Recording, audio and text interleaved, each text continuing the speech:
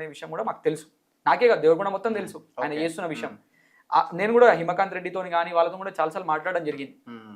ఆయన నన్ను క్వశ్చన్ కూడా చేసిండు, నీకు ఇంట్రెస్ట్ టైంకి వస్తున్నాయా, మీ వాళ్ళందరికీ వస్తున్నాయని.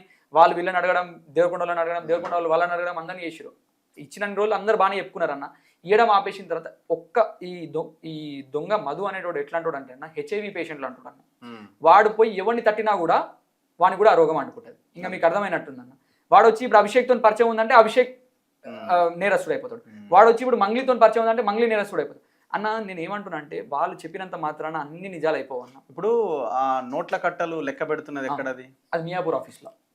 అది ఇప్పుడు వీడియో కాదన్న, 2024, 2023 వీడియో అది.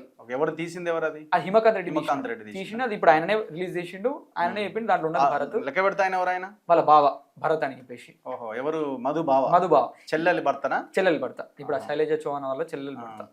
ఇప్పటికి కూడా అన్న దేవరకొండలో ఏమైనా ఎలిగేషన్స్ ఉన్నాయంటే ఆయన ఎక్కడ, ఏ ఊరు ఆయనది? జైరాబాద్. ఆయన ప్రాపర్టీస్ ఇప్పుడు మధువి సీజ్ చేసిన వాళ్ళ బావ వాళ్ళంతా తెలిసే తీసుకున్నారు. ఆయనకు చదువు రాదు, ఏం రాదు. ఆయన ఎవరు ఎట్లా మోసం చేసి డబ్బులు ఏంది అన్ని కట్టలు ఎట్లా ఈ నుంచి అన్ని అడిపోతాయా? అది నాకు తెలియదు అన్న. అది వాళ్ళు ఏ రూట్ లో చేసేటోళ్ళు ఏం చేసేటోళ్ళు అనేది మనకు ఎప్పుడు చూపించలేదన్న. నన్ను ఎంతసేపు ఉన్నా కూడా పక్కకు పెట్టుకున్నాడు. ఇప్పుడు ఎంతసేపు ఉన్నా కూడా అభిషేక్ కూడా ఒక దొంగ. పొలిటికల్ లీడర్లు కలుస్తుండేనా మధుతో? లేదండి. అంటే ఇప్పుడు మేము విన్నది ఏంటంటే లోకల్లో చాలా మంది ఎంపీపీలు కానీ ఎస్పీటీసీలు కానీ ఇప్పుడున్న ఎమ్మెల్యేలు వాళ్ళు కూడా చాలా మంది తిన్నారు అని ఎలిగేషన్స్ ఉన్నాయి. ఇప్పుడు నేను కూడా తీసుకున్నానే ఎలిగేషన్స్ ఉన్నాయి. కానీ నేను ఇప్పుడు వచ్చి చెప్పుకున్నా కాబట్టి నాకు తెలుస్తుంది. నేను తినే ఇప్పుడు వాళ్ళ లేకుండా మనోడు ఒక్కడే చేయడం అంత ఈజీ కాదు కదా. ఇంకా ఆయన వెనకాల ఇప్పుడు తెచ్చిన లిక్విడ్ ఏడ పెడుతున్నాడు, అసలు ఎటు ట్రాన్స్ఫర్ చేస్తున్నాడు. ఇప్పుడు అది ఎవరిని అడిగితే తెలుస్తుంది, తీసుకొచ్చిన అడిగితే తెలుస్తుంది. తీసుకోపోయి ఎవరికి ఇచ్చినావు అని చెప్తే వాడే చెప్తాడు.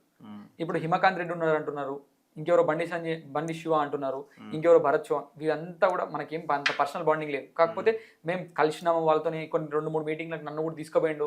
ఆ పాపం ఆ బాధితులు ఎవరైతే ఉన్నారో వాళ్ళ దగ్గర నన్ను కూడా తీసుకుపోయిండు, చెప్పిపించిండు. ఇట్లా ఉంది, ఇట్లా చెప్పు అని చెప్పిపించిండు. మాకు టైంకి వస్తున్న ఇంట్రెస్ట్ అని నేను కూడా చెప్పినప్పుడు వాళ్ళు ఇట్లా ఇన్వెస్ట్మెంట్లు తీసుకుంటున్నారు, వాళ్ళ దగ్గర ఇట్లా మోసం చేస్తున్నారని మాకు తెలియదు. నిజంగా 1 or 2 స్క్వేర్ నన్నే కాదు, మా దగ్గర ఉన్న ఏజెంట్లు ఎవరైతే ఉన్నారో ఆయన తరఫున ఎవరైతే ఏజెంట్లు 10 కోట్లు 12 కోట్లు పెట్టినారో వాళ్ళందరినీ తీసుకొని పరిచయం చేసిండు. వాళ్ళని మళ్ళీ పెళ్ళికి తీసుకొచ్చి ఒకరినొకరిని వాడుకొని డబ్బులు వసూలు చేసింది వాస్తవం అన్న.